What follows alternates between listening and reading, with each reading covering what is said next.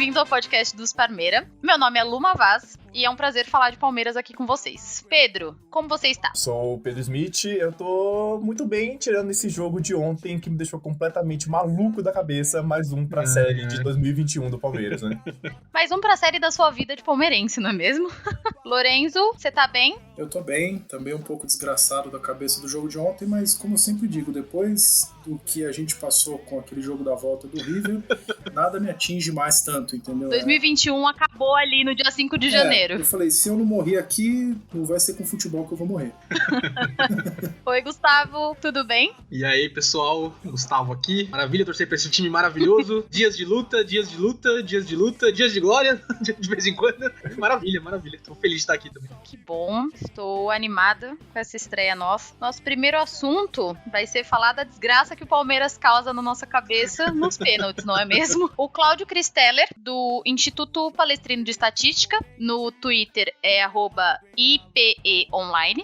Ele nos ajudou com a pesquisa de hoje e ele mandou pra gente a estatística dos últimos 20 anos de disputa de pênaltis que o Palmeiras participou. E você que tá ouvindo pode imaginar, é ruim assim que nem você tá pensando, viu?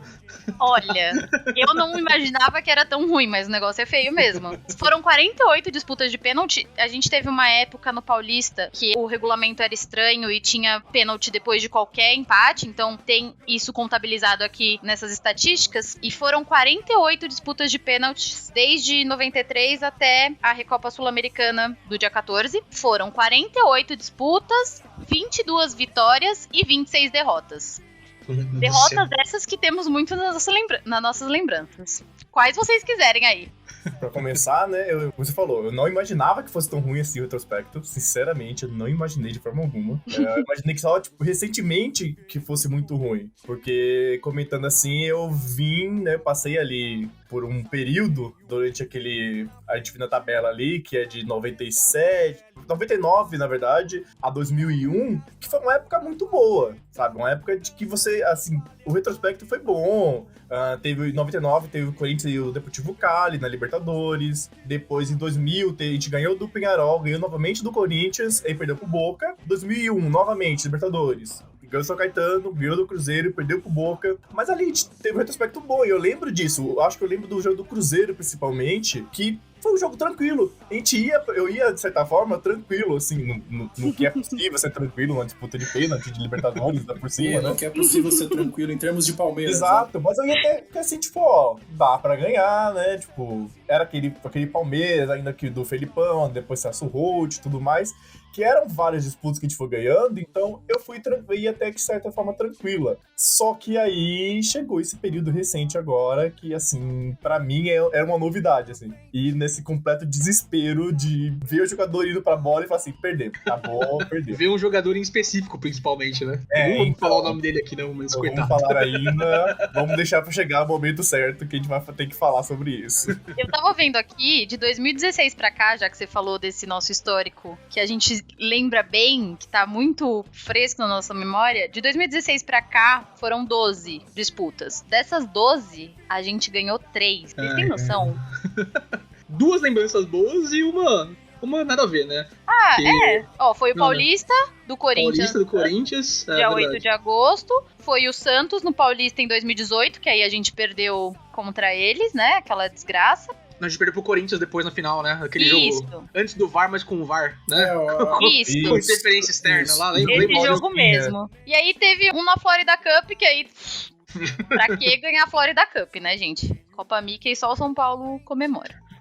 Com todo respeito. Minha lembrança de pênaltis, acho que é a minha primeira lembrança de pênaltis no Palmeiras, porque o Pedro falou que lá pra 2000, 2001, né, os nossos jogadores iam pra marca da cal e você já sentia, nossa, passamos, tranquilo, né, beleza, maravilha, mas eu nunca tive isso. Desde que eu me entendo pro palmeirense, eu nunca tive tranquilidade numa disputa de pênalti. E a minha primeira lembrança de disputa de pênalti, acho que é a mais marcante pra mim também, fora 2018, naquele jogo horroroso do Palmeiras contra o Corinthians no Paulistinha lá, interferência externa, aquele jogo que não era pra pênalti, mas acabou tendo, né, fazer o quê? Foi aquele jogo Palmeiras e Sport, Libertadores Libertadores, 3-1 Palmeiras com 3 defesas de São Marcos. 2009. 2009, que Sim. o Palmeiras ficou 3 meses só jogando com o Sport. Sim, a gente jogou 38 jogos seguidos contra o Sport e a gente não sabia como jogar contra os caras. Era impressionante. Mas nesse o final foi feliz, pelo menos, né? Porque a gente conseguiu um 3-1 ali nos pênaltis contra o Sport. 3 defesas de São Marcos ali. A época boa de São Marcos, entre Saudades, tapas e meu beijos ídolo. ali, né? Saudades. Falecido, né? De São Marcos, né? Hoje não dá mais, Meu infelizmente. falecido. Mas primeira lembrança aí, uma lembrança boa numa época assim difícil, porque pela tabela aqui, se a gente vê em volta de 2009 ali contra o Sport, derrota. Então, Era uma época já difícil pra torcer. Imagina torcer pra disputa de pênalti. Deus me livre. Acho que é importante falar também, se a gente tiver algum ouvinte que for muito novo e nunca viu essa partida, acho que é um exemplo de uma atuação espetacular de um goleiro, não só pelos 3 pênaltis defendidos, mas pela ida e a volta que o Marcos jogou contra o Sport. Não fosse por Jogou ele, muito. não teria tido nem disputa de pênalti. E essa não foi nem a maior atuação dele com a camisa do Palmeiras, né? Meio que aquelas atuações que ele tinha de vez em quando, que era uma coisa completamente extraordinária, e esse jogo teve uma delas, né? E nesse caso ele já tava bem no fim da carreira, né? Então ele já tava com as dores tão conhecidas que ele tanto reclamou quando se aposentou. Ele já não era mais um menino e ainda assim fez bons jogos pra honrar o nome que a gente deu pra ele de São Marcos, né? Foram bons Eu jogos lembro que mesmo. logo depois desse jogo, até fizeram algumas matérias que era ele falando exatamente da questão da mão dele, né? Que o pessoal você chama ele de mão de pau, porque ele simplesmente não fechava a mão. Pra quem é muito novo, assim, não tem ideia, né? Tipo, do que aconteceu com o Marcos e tal. Ele fez várias cirurgias na mão, ao ponto de precisar colocar placas, acho que era de titânio, alguma coisa assim na mão, que ele não podia fechar a mão. Ele não encaixava. Simplesmente não tinha como ele encaixar a mão. 2009 até aquele momento foi um bom ano, depois nem tanto, né? Para os nossos queridos ouvintes de 2000, 2001, 2002, que nasceram nesses anos, não devem nem saber do que a gente tá falando, não devem nem lembrar de 2008, nem lembrar de 2009. Mas foram anos, eu acho que durante o desespero entre 2000 e 2015, 2008 e 2009 foram 2 anos que a gente conseguiu acreditar mais. 2009 até a gente setembro de quer- 2009 antes, ali, né? pelo menos.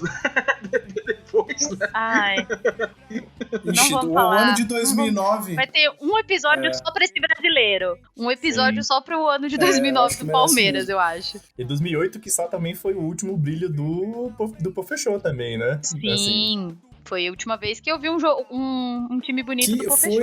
foi em 2008 que teve um jogo do Palmeiras, foi na Bolívia, que o Luxemburgo não foi e comentou o jogo na Globo. sim, nossa, aquela 2009. pataquada, meu Deus. Foi, porque aí o Kerrison também tava saindo. Isso.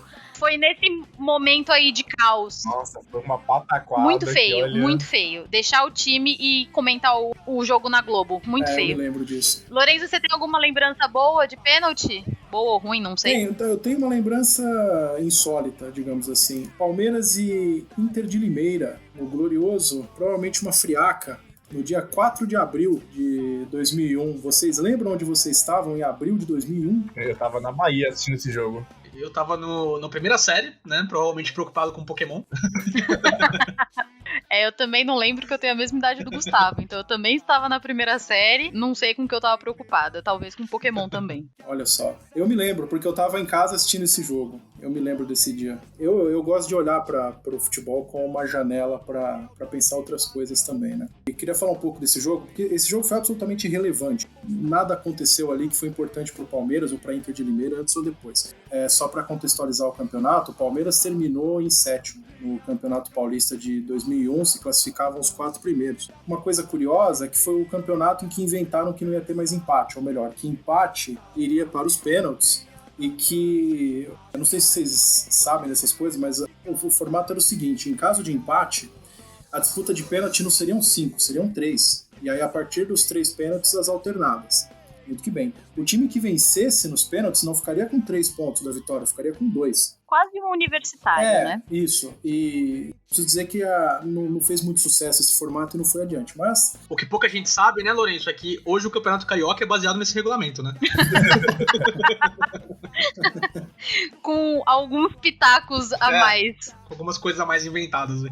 Palmeiras nem foi para a segunda fase, o campeão acabou sendo o Corinthians. Mas esse jogo, dia 4 de março de 2001, marcou algumas coisas interessantes. Porque esse time, contextualizando dentro do que foi o Palmeiras, era uma espécie dos entulhos do time que ganhou a Libertadores. Porque o 2001 é o ano que sai a Parmalat e tal, então o time já começa a entrar numa descendente. Embora tenha ido, como vocês falaram aí, até a semifinal da Libertadores, ganhando nas oitavas e nas quartas nos pênaltis e perdendo na semi nos pênaltis com uma pitagem safada, desculpa a palavra, contra o Boca Juniors na semifinal. Safada é a palavra mais leve que você podia usar pra esse jogo aí. Meu Deus tipo, do céu, né? O árbitro foi um bananão. Isso. Desculpa o horário aqui, né? Desculpa o palavreado aqui, pelo amor de Deus. Né? Vamos lá, Palmeiras. Palmeiras entrou em campo com Marcos, Daniel Martins, Thiago Matias, Leonardo, Rubens, Galeano, Fernando, Magrão, Alex, Lopes e Tuta. Então vocês podem ver aí que tem um ou outro que sobrou, né, do time da Libertadores. O Tuta é aquele que depois, acho que em 2002, no jogo contra o São Paulo, tomou um chapéu humilhante do Rogério Ceni fora da área. Eu não lembro nada da carreira do Tuta, eu só lembro desse lance. O nosso técnico foi o glorioso Márcio Araújo, que eu tenho poucas recordações. Mas o nome traz algumas. Pra mostrar que o nome traz. Exatamente, pra mostrar que não é um nome que traz bons ventos pro Palmeiras, né? E eu acho que é um jogo que vale a pena ser dito por um outro fator, antes de eu falar do jogo em si, que ele foi apitado pela Silvia Regina de Oliveira, que, salvo engano, foi a primeira árbitra mulher a apitar o Campeonato Paulista de primeira divisão. Ela apitou 2 jogos do Palmeiras nesse ano, e esse jogo foi um deles. Na Inter de Limeira jogava o Pintado, que acho que trabalha no São Paulo hoje, né? Não sei se está lá ainda, mas esse jogo foi um glorioso 0-0, onde não muita coisa aconteceu, mas o que ficou marcado foi a disputa de pênaltis, porque apesar de serem só 3 cobranças para definir o vencedor, fomos até a 13ª. E algumas informações interessantes é que o Palmeiras bateu 13 pênaltis e perdeu apenas 2, enquanto a Inter bateu os 13 pênaltis e perdeu 1. Então, digamos que a precisão era boa, comparando com o que nós estamos vendo hoje. E, além disso, os 2 pênaltis perdidos pelo Palmeiras foram pelo mesmo jogador. Foram pelo Tuta. Então o Tuta teve uma passagem brilhante pelo Palmeiras. Um chapéu do Rogério Ceni e 2 pênaltis perdidos na mesma disputa de pênaltis. Isso é uma pesquisa interessante, não só em termos de Palmeiras, mas em termos de futebol mundial, se existe um histórico de um jogador que perdeu 2 vezes um pênalti numa disputa. Ele bateu 2 vezes e as 2 vezes perdeu. Eu não sei de disputa, mas tem o Riquelme que perdeu 3, né, no jogo do... O Palermo. O Palermo, é verdade. O Alex... Não, porque eu digo porque, a disputa de pênaltis, a chance de você bater 2 vezes é mínima. Eu não sei dizer outro jogo que isso aconteceu. E você perder as 2... O que eu tava pensando aqui é que se o Tuta bateu 2 vezes, ele era um dos 3 a bater primeiro. Ele foi o quarto. Ah, ele foi o quarto. Já não era pra bater, a gente já sabia que não era uma boa. O cara tava confiante. Não, pô, fechou, bota eu aí.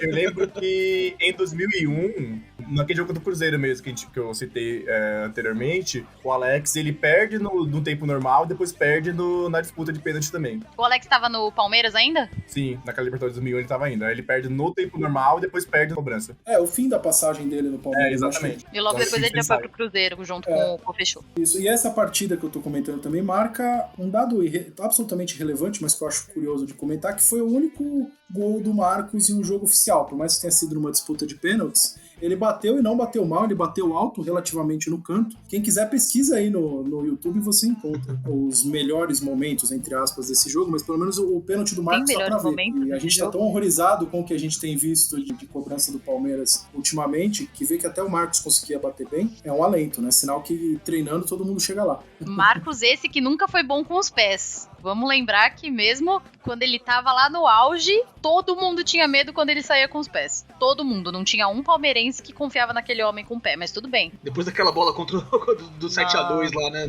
Nunca mais o Marcos com o pé. Nossa senhora. Vocês falaram do Marcos, das lesões. Uma coisa que eu me lembro também, não sei se vocês têm essa recordação, o Marcos bem no final da carreira, principalmente no segundo tempo das partidas, nos segundos tempos das partidas, né? Ele não começava a não cobrar mais tiro de meta, ele não tinha joelho mais pra bater. Pedia pro zagueiro cobrar. Maurício Ramos, Gladstone. As grandes joias da nossa zaga nos anos 2000, né? Meu Deus. Nossa, o que a gente tem pra falar bem aqui é... Ô, Luma, você e eu que nascemos ali no começo dos anos 90, né? Passamos a adolescência, essa formulação de time, assim, nos anos 2000, é amor, é paixão, é guerridão, né? Sim. Porque, puta merda, aguentar os anos 2000 do Palmeiras foi complicado, cara. Virar palmeirense nos anos 2000 do Palmeiras foi uma coisa assim, como disse o Lorenzo, eu não tenho um pai palmeirense fanático, nem uma mãe palmeirense fanática. A fanática da família era minha avó, que viu as academias, que viu o Ademir da Guia. Então, assim, minha avó fez o trabalho certo. Só que, no começo da minha vida, a gente morava lá no Tatuapé, zona leste de São Paulo, pra quem não é de São Paulo, perto da Rua São Jorge. Rua São Jorge, pra quem não é de São Paulo, é onde fica o clube do Corinthians, nosso rival.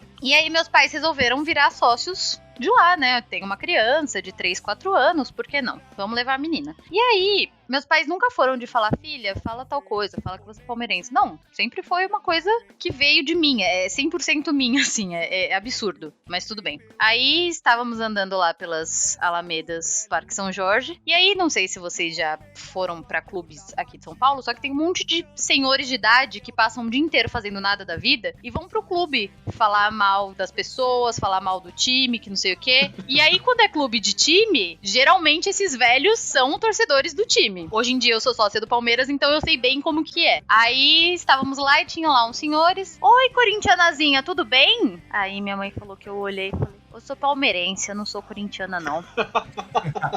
Expulsada a chutes por senhores de idade. Eu acho que eu só não apanhei porque eu era de fato uma criança muito pequena e eles eram muito velhos pra bater numa criança pequena. Aí veio esses anos de tristeza, esses anos que os corintianos me zoavam, São Paulino me zoava. Você que nasceu nos anos 2000, você não sabe o que é um São Paulino te zoar. Você, meu amigo palmeirense. Eu sei. Parece impossível de imaginar, mas já aconteceu. Já aconteceu. Você que é São Paulino nos anos 2000 aí, por algum motivo tá ouvindo a gente, também não sabe o que é zoar outra pessoa, né?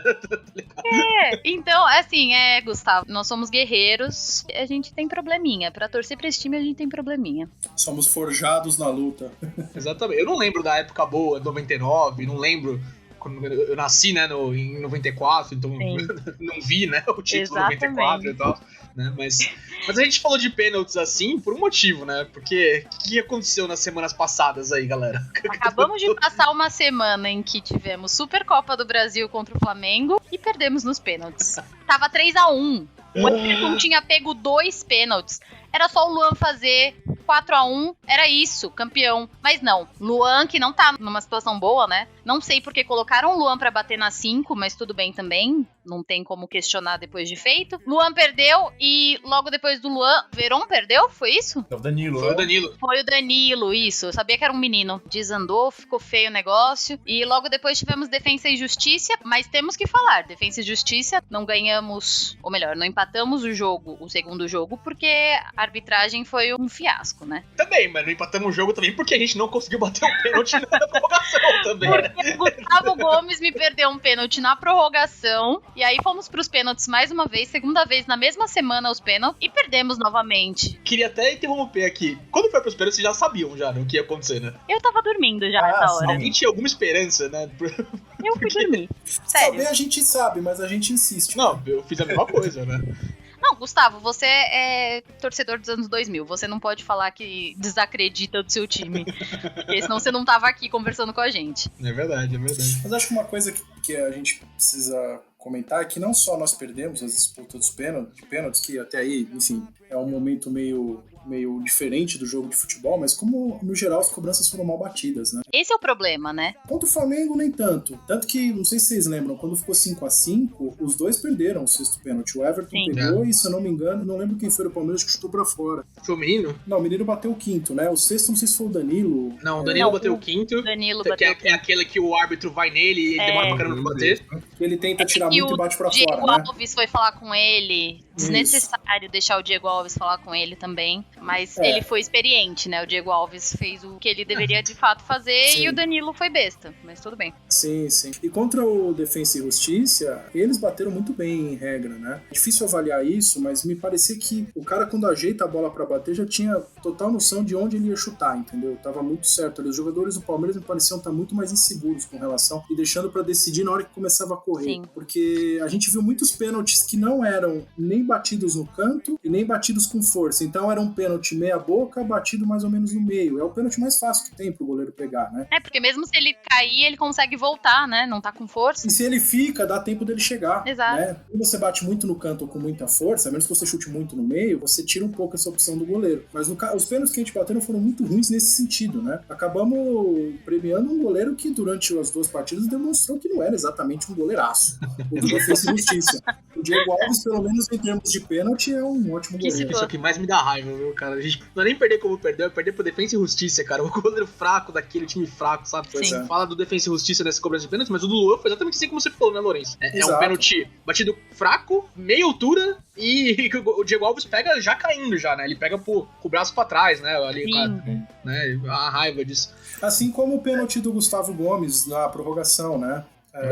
Também foi batido fraco e nem no canto. Facilitou bastante, né? Isso aí entra numa questão, né, maior, que é o que a gente tem colocado lá, né? O psicológico desse time, que é algo que há muito tempo a gente fala sobre isso, sabe? Tipo, é um time que não consegue ter o controle do jogo o tempo todo, ele não consegue estar na frente do placar, assim, e você fala assim, tá tranquilo, acabou, esse time vai levar. Porque isso, a qualquer momento tem uma expulsão idiota, sabe? O Luan dá um soco na cara de alguém, toma um gol do nada, o jogo mesmo agora do Universitário, que a gente vai falar daqui a pouco mais, é isso. Vai lá, é expulso um, e aí toma um gol de bola aérea, que quase não toma, sabe? É um time que tem uma força na jogada aérea muito forte, aí toma um gol de uma bola assada na área, e é isso, parece que desanda, assim, sabe? Chega algum momento do jogo que o time desanda completamente, se perde, e aí o que acontece com esse time, realmente... Mas eu tenho a sensação que isso veio depois do Mundial. Tudo bem, tivemos o episódio do River Plate, que o time saiu borrado do Allianz Parque, o time todo a gente tava... também.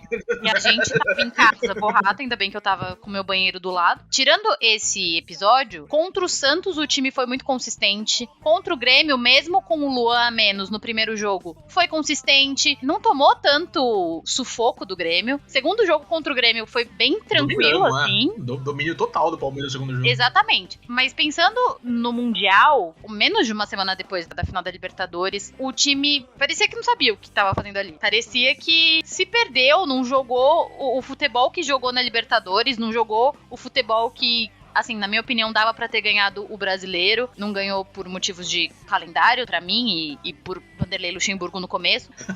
Mas eu acho que essa pressão psicológica veio muito a partir do Mundial. É que tem uns aspectos pra mim, pra falar a verdade. O Palmeiras não tem psicológico desde 2017, né? A gente foi, beleza, campeão da Libertadores, campeão da Copa do Brasil, 2018 também fomos campeões brasileiros, não sei o quê. Mas desde 2017, eu não acho que o time entra seguro em uma partida.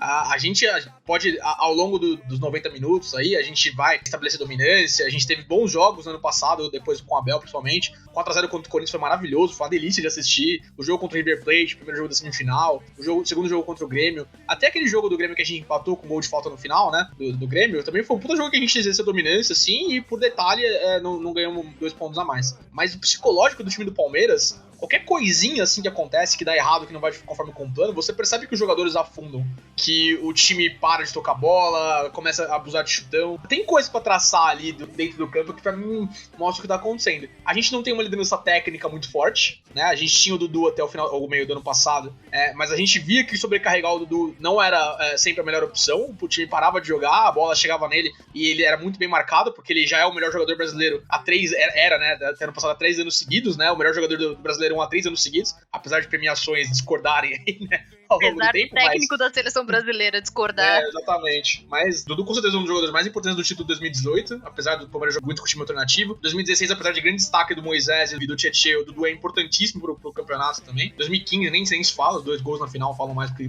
isso, né, na Copa do Brasil. Mas, enfim, foi falta de liderança técnica, nossa liderança de personalidade... Vocês sabem quem é, né? O cara que tá ali e às vezes não tá, né? Porque não sei o quê, né? Descontrolado. Mas um pouco auto-intitulado, né? Total, né? É muito mais vindo dele do dúvida. que vindo da torcida, sim. Não, e do próprio elenco, né? Acho que se ele fosse esse líder inquestionável do ponto de vista do Abel, ele seria titular ontem, por exemplo. Eu espero que depois dos títulos, né, que ele foi um pouco menos importante, e a gente viu, assim, no segundo jogo contra o Grêmio, apesar de eu odiar o Felipe Melo, ele é irretocável. Ele jogou muito o segundo jogo. Acho que não tem o que falar, quando ele joga bem tem que elogiar, né? Mas a gente viu a partida dele no Mundial contra o Al-Ahly, principalmente, pelo amor de Deus, cara. Parecia que tava querendo fazer DVD, sabe? Todo lançamento de 3D, dos chegadas nas bolas desnecessárias, assim, né? E, cara, o ambiente do Palmeiras é sempre muito conturbado também, né?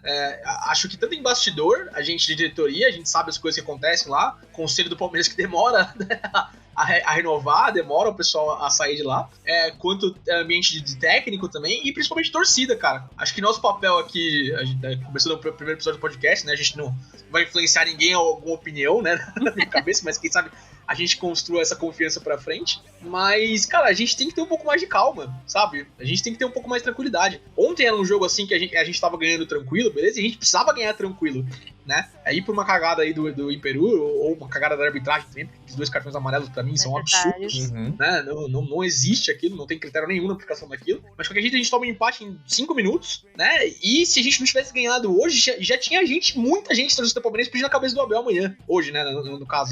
Eu tenho certeza absoluta. Então a gente cria um ambiente muito hostil também, e isso reflete muito no psicológico do time, na minha visão, pelo menos. A torcida do Palmeiras tá descontrolada, na minha opinião. Chega numa pressão em momentos que não são necessários. Essa última semana, tudo bem, perdeu a Supercopa do Brasil, mas era jogo único, assim. Cara. Tem um pouco também do jogo único de seja o que Deus quiser. Defensa e Justiça tivemos que... E contra o Flamengo, né, Lu? A gente jogou muito. O jogo foi muito bom, tá ligado? Exatamente, foi um baita de um jogo. E assim, pichar a parede depois de perder pro São Paulo no Paulista. Me poupe, gente. Assim, eu não sei a opinião de vocês sobre Paulista, mas quem aqui tá preocupado com o Campeonato Paulista em 2021, sabe? Os caras querem ferrar o Palmeiras o tempo inteiro, vocês vão meter pressão no Paulista. Cara, a gente tá jogando sexta e domingo, tá ligado? Acho que a gente tem que respeitar, porque os nossos colegas são paulinos estão preocupadíssimos com o Campeonato Paulista. Eu acho que, especialmente em 2021, tá preocupado com o Paulista é absurdo. Acho que o que muita gente esquece, o Abel, ele tem 5 meses de trabalho. Acho que a questão dos títulos ali, acho que fez muita gente esquecer disso. São 5 meses de trabalho.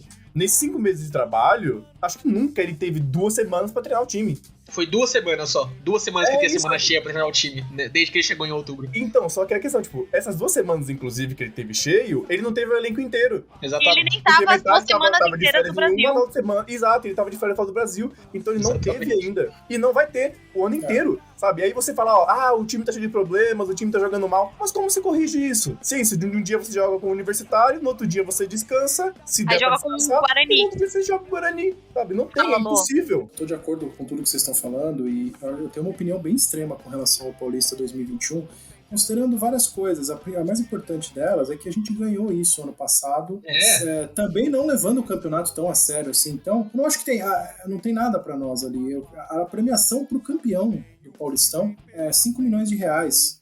Pro vice é 1,5 milhão. Claro, você fala 5 milhões no orçamento do Palmeiras é importante, mas vale o esforço que você tem que fazer com um time titular que tá jogando Libertadores às quartas e Paulista às sextas e aos domingos? Eu sou da opinião que não. Eu sinceramente acho que a melhor coisa que pode acontecer com o Palmeiras com relação ao Campeonato Paulista é não ir pra segunda fase. Eu sei que tem muita gente que acha que troféu é troféu, tem que disputar tudo até o final, mas me deem 30 segundos para justificar meu argumento. Vejam bem, basicamente a ideia é a seguinte: se o Palmeiras se classifica, e aí primeiro enfrenta o Bragantino, né, que é do nosso grupo, e aí depois vai para uma semifinal, se eu me lembro bem. Esses jogos, o Palmeiras, a torcida não vai aceitar, ao meu ver, que o Palmeiras entre com um time só de moleque. Que esses jogos vão ter que ganhar, porque a final eliminatória é disputa de título. Se cai na fase de grupo, é chato, vai ter uma pressão, mas os jogos da Libertadores são toda semana. E se a gente cai no Paulista, a gente vai ter basicamente por um tempo, até começar o Brasileiro, não é muito tempo, porque o Brasileiro já é em maio, mas a gente vai ter um tempo jogando uma vez por semana. É a primeira vez que nós teremos isso. E assim, eu acho que o nosso grupo da Libertadores é plenamente possível a gente se classificar, desde que não dê vacilo, desde que não entre com um time cansado porque tá tendo que jogar contra o Bragantino, entendeu? Pra ir pra semifinal do Campeonato Paulista. E veja, o time tá cansado, é plenamente possível que o Palmeiras entre com um time titular no Paulista depois de ter jogado uma Libertadores, não tenha perna pra jogar e perca pra algum rival, e aí sim tem uma crise contada. Totalmente de graça. sem a menor necessidade. Então, em resumo, eu creio que a gente só tem a perder com o Campeonato Paulista. A menos que a gente seja campeão só com o time reserva, o que eu acho improvável pelo simples fato de que não vão aceitar o time reserva no mata-mata, eu sinceramente acho que não tem mais nada pra gente aí, que a melhor coisa é botar o time reserva pra jogar e até onde dá, mas e é possível que isso aconteça de forma natural. Não tô falando que o Palmeiras entregar jogo, nem nada disso. O Novo Horizontino já tá 5 pontos na frente, né? E o Bragantino já se classificou, a gente não pega o Bragantino mais. Então eu acho esse um cenário possível. Eu acho que esse time, uma das coisas que esse time precisa para voltar aos trilhos, em termos de psicológicos, é descansar um pouco. Continuar jogando, mas ter uma pausa normal, uma pausa humana entre jogos. Vamos lembrar também que o Mundial teve esse problema. O Palmeiras ganhou a Libertadores e não teve nem tempo de chegar no Catar, se habituar direito, já tinha que jogar. Foram 5 dias. Então, né? A mesma coisa pode acontecer com relação ao Paulista. Não dá pra jogar em Lima na quarta e sexta-feira aqui em São Paulo contra o Guarani. Se a gente perde ontem ou empata contra o Universitário, a gente estaria na obrigação de ter ganhado o Guarani para não entrar em crise, sabe?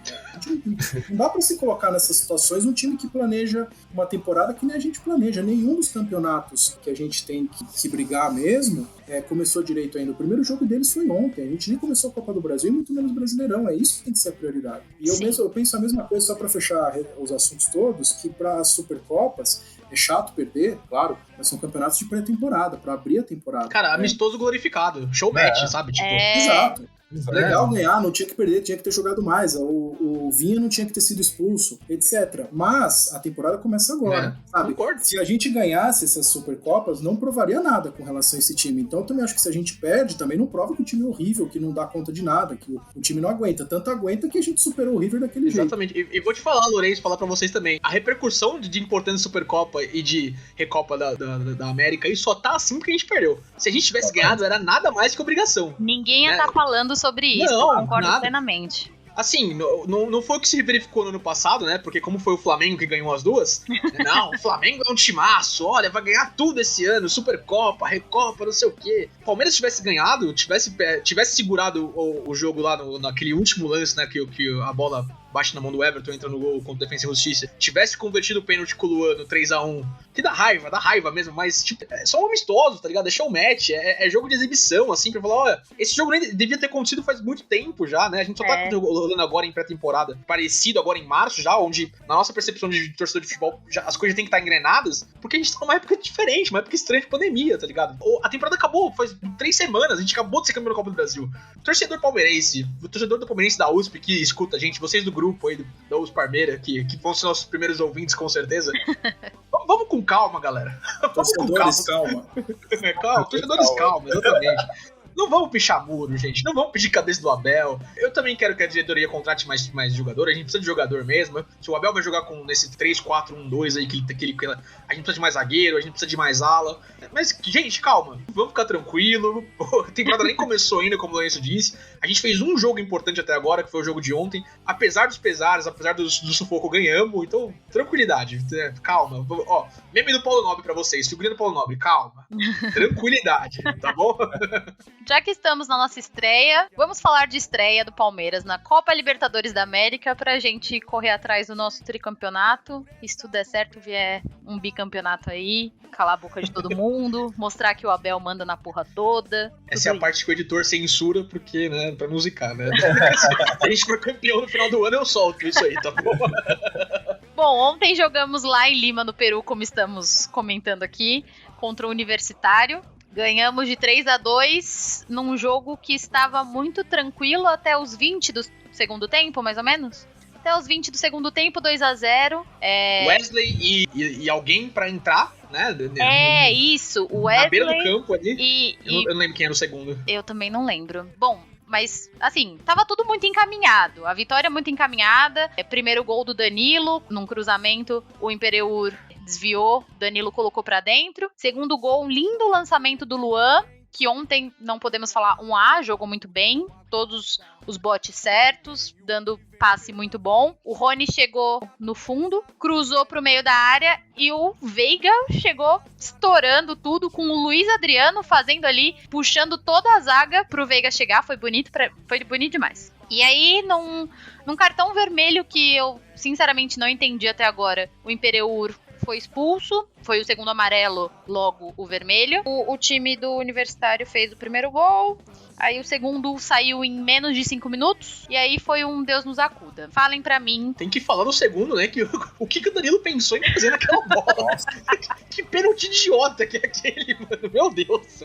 Danilo que fez um primeiro tempo muito bom, mas que no segundo tempo ali, olha, deu uma escondida, não sei o que aconteceu ali. Foi complicado. E aquela bola que ele domina no braço ali, que acho que é até discutível se tem um empurrão ali que faz a bola aí no braço dele, assim, tal. Talvez não ter VAR na primeira fase da Libertadores é um absurdo. É um a gente absurdo, tem VAR no Campeonato Paulista e não tem VAR na primeira fase da Libertadores. Mas, né, vida que segue, comem bom. Não dá pra esperar muito. Cara, e aí, né, no último lance ali, golzinho de cabeça do nosso zagueiro prodígio aí, a minha opinião é que esse menino ainda vai vingar. Esse Renan aí é bom de bola, é um baita de um zagueiro. Ele na esquerda ali, nos 3 zagueiros, vai dar bom. Cara, eu acho que a gente vai precisar muito dele porque a gente não vai contar com o Gomes esse ano, né? O Gomes 3 meses fora, pelo menos, né? Por causa de campeonatos internacionais, né? Mais um absurdo aí, mas tudo bem. Lô, o que você achou do jogo de ontem? Foi um jogo muito bom, até não ser mais. Perfeito. Você vira Palmeiras.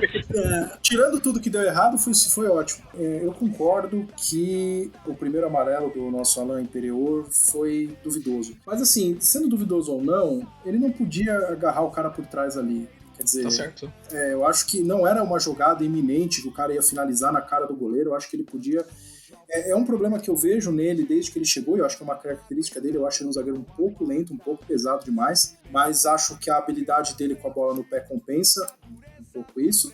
E quanto ao lance do Danilo, de fato, se tudo desse certo ali pra ele queria ajeitar a bola no peito na linha da pequena área. Não me parece uma ideia muito boa. Eu não sei, eu não vi empurrão ali. Pra mim aquilo foi uma disputa de bola. Eu acho que os dois estão pulando pra cima, ninguém tá deslocando ninguém horizontalmente. Eu não vi isso, pelo menos. Mas eu acho que a principal falta que o VAR fez naquele jogo é porque, se eu não me engano, por volta dos 35, o Rony levou uma tesoura por trás. O carrinho por trás ali, absurdo.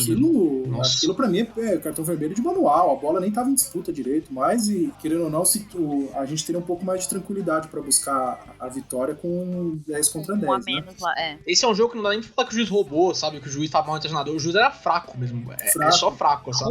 Ruim mesmo. É muito do que a gente encontra em arbitragem sul-americana, né? Com certeza. É problemático mesmo. O pessoal comentou muito, né? Acho que houve muitas críticas com relação às substituições do Abel, e eu acho que ninguém tá falando das duas últimas, lógico, porque afinal de contas o Scarpa bateu o escanteio e o Renan fez o gol. Critica-se muito principalmente a entrada do Lucas Esteves, né? Mas eu não sei, longe de mim ser um fã do Lucas Esteves nem nada, mas eu acho que a função dele ali era manter a pegada do time, manter o time pressionando o Universitário no campo de defesa e tentar arrumar uma bola ali, porque uma vez que a gente tava com 10, a gente não ia conseguir criar tocando bola e tal, tinha que ser na correria, e eu acho que isso minimamente ele fez. Lembrando que ele é a terceira opção, né? Em tese era para ter entrado o Vitor Luiz de repente, o Vinha começado o jogo e tal. O Vinha é outro que também foi expulso de uma maneira meio desnecessária, né? No jogo contra o Defensa e Justiça. Sem explicação. Então eu fiquei com uma visão positiva do jogo. Eu acho que o Palmeiras, enquanto a partida se desenrolava, estava tranquilo. O que aconteceu é que foi uma sequência de problemas que abalou demais o time. Quer dizer, você perde um jogador e literalmente na falta subsequente sai um gol. O time balança demais, né? Eu acho que nesse ponto. E logo em seguida tomar o segundo gol é dose para leão, assim, né? Eu acho que coisas que de fato só acontecem com a gente nesse momento. Então eu penso isso. Eu penso que eu tenho uma visão positiva desse jogo. Embora a gente tenha ganhado daquele jeito, num lance fortuito, mas eu acho que a gente não vai ter um jogador expulso por bobeira toda a partida. Então fica pra mim a imagem de... Eu tô torcendo, mas eu não acredito tanto, né? É Luan, é Vinha, é Imperior, uma hora tem que parar, né? O Imperior que na outra Defensa e Justiça também fez aquela, né? A gente tava ganhando o jogo, o cara resolve sair jogando aos 49 do segundo tempo e tal. Então tem umas falhas de decisão dele em lances críticos, assim, que me incomodam um pouco. Não longe de queimar o cara, crucificar o cara, acho que vale a pena, acabamos de comprar ele, inclusive. Mas eu fico com essa visão, eu acho que se o Palmeiras conseguir manter esse ritmo de jogo e vamos pegar agora adversários muito mais complicados do que o Universitário, ao que tudo indica, times que sabem jogar com a bola no pé, né? Porque o Universitário, estava comentando com a Luma, né? O Universitário 2-2 o jogo, o técnico dos caras estava fazendo substituição para segurar o relógio. O objetivo dos caras ali era ter um ponto de qualquer jeito. A gente não vai enfrentar outros adversários assim. Vamos pegar o Universitário lá no último jogo em casa, mas aí provavelmente na situação, espero, já esteja definida. Por favor. Então é isso que essa impressão que eu fiquei. Eu acho que foi uma grande evolução, o time jogou bem, foi sólido. Acho que a ideia dos 3 zagueiros com Danilo e Patrick deu liberdade para os dois, porque ambos às vezes perdem a bola em momentos críticos da partida. Quando a gente tá com 2 zagueiros e eles perdem a bola, fica uma situação muitas vezes de 1 contra 1. Com 3 zagueiros eu senti muito mais segurança nesse sentido. E eu gostei, ao contrário da maioria da galera, eu gostei da atuação do Vitor Luiz, porque eu acho que ele consolidou o setor ali. Lembrando que ele é o reserva, ele nunca deve ter feito essa função na vida dele. Então eu acredito que do jeito que ele entrou ali, ele contribuiu. Claro que convinha, a situação vai ser muito melhor, a gente espera. Mas é isso, eu fiquei com uma visão positiva no fim. Se tivesse acabado 2-2, teria sido bem amargo, vou ser sincero. Mas eu acho que o 3-2 reflete muito mais do que foi o jogo. O Palmeiras dominou o jogo inteiro, exceto por 5 minutos. Exato, era pro Palmeiras ter ganhado de 3-4 com facilidade. Paulo, se o Alan é expulso e a gente não toma um gol em seguida, era uma situação ruim, contornável. Se o Alan não é expulso e a gente toma um gol, também é uma situação contornável. Agora, as duas coisas em sequência e mais um segundo gol dos caras foi... Então, é esse tipo de situação crítica que a gente tem que saber administrar durante as partidas, na minha visão. Pedro, então, eu acho que eu concordo um pouco com o Lourenço no sentido de que foi um jogo bom, e aí eu volto para aquela questão que a gente tava falando antes, que é a questão do tempo, sabe? A gente foi aí para um jogo novo de Libertadores, né? Que Libertadores que acabou recentemente, já tá começando outra, com uma formação nova, e aí eu pergunto, tipo, quanto tempo o Abel teve para poder treinar essa formação nova? E é essa questão, tipo, não é criticar o Abel por ele ter mudado, mas a questão é, tipo, ele viu a necessidade, sabe? Eu, inclusive, até estranhei o tempo que ele demorou para poder implantar essa tática, porque se vocês lembrarem, assim que ele foi anunciado, eu lembro de no grupo mesmo a gente falar isso, talvez o Felipe Melo com ele vai virar zagueiro de vez, pra ser o terceiro ali, que ele gosta de jogar com 3 zagueiros. E aí agora ele apareceu essa formação nova. Só que isso não tem tempo pra treinar. Então, com base nisso, eu acho que o Palmeiras fez um bom jogo. Eu acho que é capaz de que essa formação realmente se consolide, porque dá espaço, como você falou, para os meninos chegarem ali, com mais espaço na frente. O Vinha, eu acho que vai se beneficiar bastante dessa formação, de ter de vez mais liberdade, mesmo pra chegar mais na frente ali, no ataque.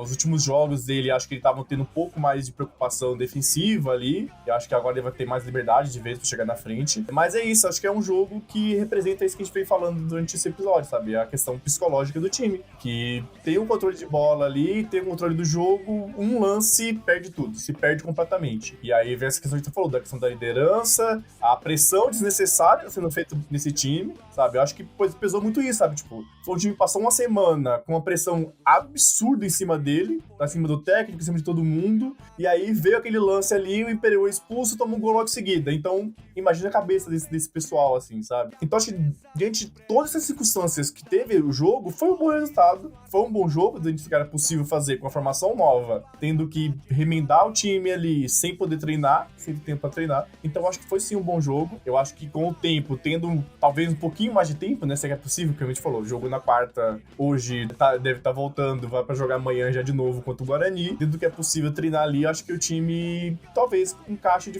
uma forma melhor mesmo ali. Acho que para a Libertadores, para esse início, foi positivo o que a gente apresentou ali, com as falhas que vão aparecer, mas que dá para corrigir se tiver tempo. E aí, nisso, eu quero dizer que eu concordo totalmente. A gente tem que ignorar completamente esse paulista, põe a molecada mesmo pra treinar, dá experiência pra essa molecada, que a gente vai precisar dela durante a temporada, com certeza. Dá experiência pra eles de campo mesmo, vai jogar e vai treinar o time titular ali pra encaixar essa formação de vez mesmo. Sim, porque esse negócio de não ter tempo pra treinar, isso não vem da temporada 2021 como tá acontecendo com os nossos rivais. Isso vem de outubro, novembro de 2020, que o Palmeiras estava jogando todos os campeonatos possíveis, e aí foi campeão de tudo, menos do brasileiro, e aí foi pra Mundial, aí vai Recopa, vai Supercopa, e esse paulista não faz sentido pro Palmeiras de hoje. Eu concordo com vocês. Eu tava pegando aqui a tabela,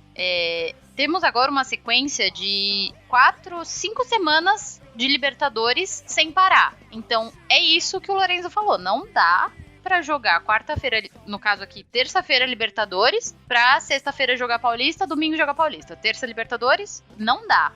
Foca na Libertadores, que é o mais importante. Temos aí, na próxima terça-feira, Palmeiras e Independiente del Valle. Um grande suco aí que tirou o Grêmio da competição. 4 de maio, conhecido como meu aniversário, Defensa e Justiça, pra gente livrar o que aconteceu na semana passada. 11 de maio, de novo, Independiente. 18 de maio, Defensa. E, por último, dia 27 de maio, Universitários, para fechar essa primeira fase. Então, Eu concordo com vocês, o foco, na minha opinião, é Libertadores e depois Brasileiro, e vamos que vamos. Eu acho que a gente pode ir para as considerações finais. Eu gostaria de agradecer, foi muito boa a nossa conversa, de verdade. Um beijo, Lorenzo, até a próxima. Obrigado, acho que eu já falei muito, né? Não tenho mais nada para acrescentar, acho que a gente cobriu tudo dos tópicos que a gente colocou, e um beijo para vocês, até a próxima. Um beijo, Pedro. Um beijo pra vocês também, foi um prazer, né, estar nesse primeiro episódio de muitos que a gente vai vir aí, e foi muito bom a gente poder falar de tantas coisas diferentes que a gente achou que a gente não ia dar tempo, mas a gente só pulamos um pouquinho, só pulamos um pouco, mas conseguimos falar, e vai ser um prazer estar de volta depois nos próximos episódios também. Um beijo pra todo mundo, e calma, torcedores. Beijo, Gu. Pra mim é isso, pra mim Pedro gabaritou aí, calma, torcedores, tá? Essa é a minha consideração final. Vamos tranquilo, gente. A gente é atual campeão paulista da Libertadores e da Copa do Brasil, tá? Não acabou o mundo, muito pelo contrário, a gente só tem coisas boas pra vir por aí, tá? Então vamos com calma, sem pedir cabeça de ninguém. Pedir cabeça do Gagliotti só, porque esse aí não tem, pode pedir mesmo. Não tem jeito mesmo. Mas é isso, feliz demais de estar aqui com vocês, começando esse projeto. Marcos, que vocês tenham ouvido e tenham curtido aí, mandem, né, comentários pra gente através do Twitter do Os Parmeira aí. Sim. Né, que o pessoal já toca aí faz mais um tempo, né? Daqui a um tempinho a gente tá de volta com vocês. Obrigado pra todo mundo que tá aqui. Obrigado, Luma, Pedro, Lourenço, por participarem também comigo. Obrigada, gente. Um beijo. Beijo. Valeu. Jovem verde imponente, no gramado em que a luta o aguarda.